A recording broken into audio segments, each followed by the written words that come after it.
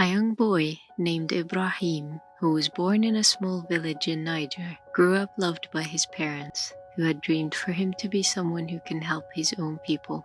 When Ibrahim turned 11, his dad had sent him to study in Al-Azhar in Egypt.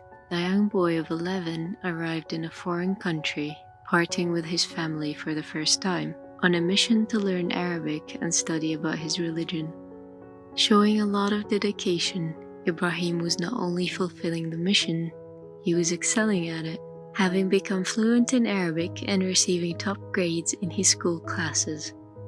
A couple of years had passed before Ibrahim is met with the hardest moment of his life, the passing of his father.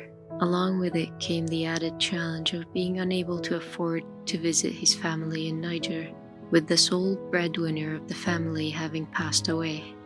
As difficult as the loss of his dad was, the young boy was motivated by the dream his father had for him, and his will for him to learn as much as possible and become someone who is capable of helping the people of Niger. Finally, Ibrahim had reached his dad's dream by getting into med school. His journey to becoming a doctor had begun. But unfortunately, his time in med school wasn't all smooth sailing. Having to repeat his second year after failing to pass the exams, Ibrahim, however, was resilient.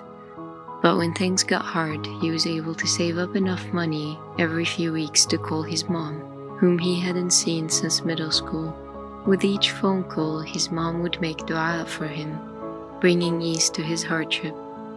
In their fourth year of med school, Mu'min, who was a fellow schoolmate, decided to get to know Ibrahim for the first time.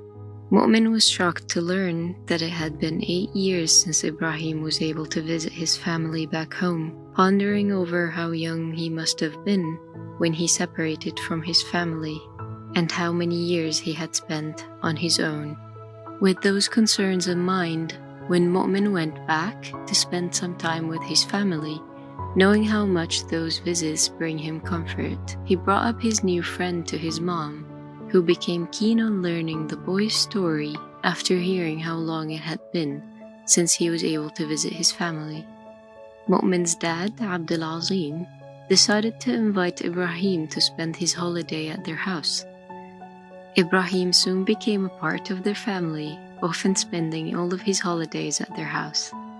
Before their 5th year of med school, Abdul Azim, Mu'min's dad, who, like everyone else who knew Ibrahim, was concerned about how long it had been since Ibrahim had seen his mother, decided to ask Mu'min to look into how much a plane ticket would cost, wanting to help Ibrahim travel back home before his next school year starts.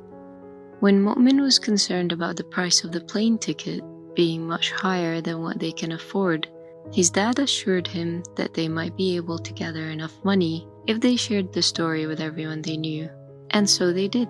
Every time they shared the story, people were eager to help out, to the point where a kind-hearted stranger that Mu'min met on the train, who had overheard him telling the story of Ibrahim, decided to help with what little money she had, in hopes of allowing the young man to reunite with his mother.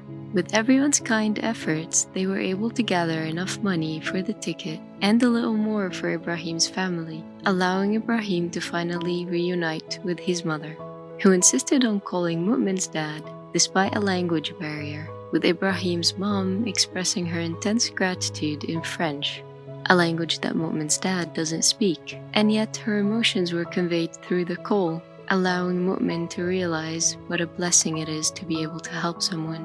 Another heartbreaking moment occurred when Mu'min's mother passed away.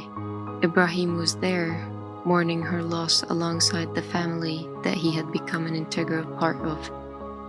After graduating and going back to Niger, Ibrahim had called Mu'min's dad one day with tearful joy, informing him of the blessing of a baby boy that he named Abdul Azim. And despite not being allowed to practice medicine in the country that he had lived in for most of his life, and for multiple years struggling to secure employment in his home country, Ibrahim remained as resilient as ever, armed with his dad's dream for him to benefit the people of Niger. He spent his time teaching kids and attending trainings at hospitals, until he was finally appointed as a practicing doctor. Living up to his father's dream, fueled by the kindness he's met along the way, Ibrahim is now able to help his own people through the Friends of Niger charity organization that Mu'min and Ibrahim have set up, which aims to provide support to the people of Niger with a focus on health and education, hoping to save lives by equipping hospitals and training doctors, as well as provide access to education to the new generations by building schools. This true story of Ibrahim and Mu'min proves that a small act of kindness has the capacity to make a huge difference in people's lives. Those small amounts of effort, time, money, kind words, or even just the right intentions can start a whole forest of kindness that helps make our world a better place. With your kindness, you can be saving lives, building futures, allowing kids to have dreams.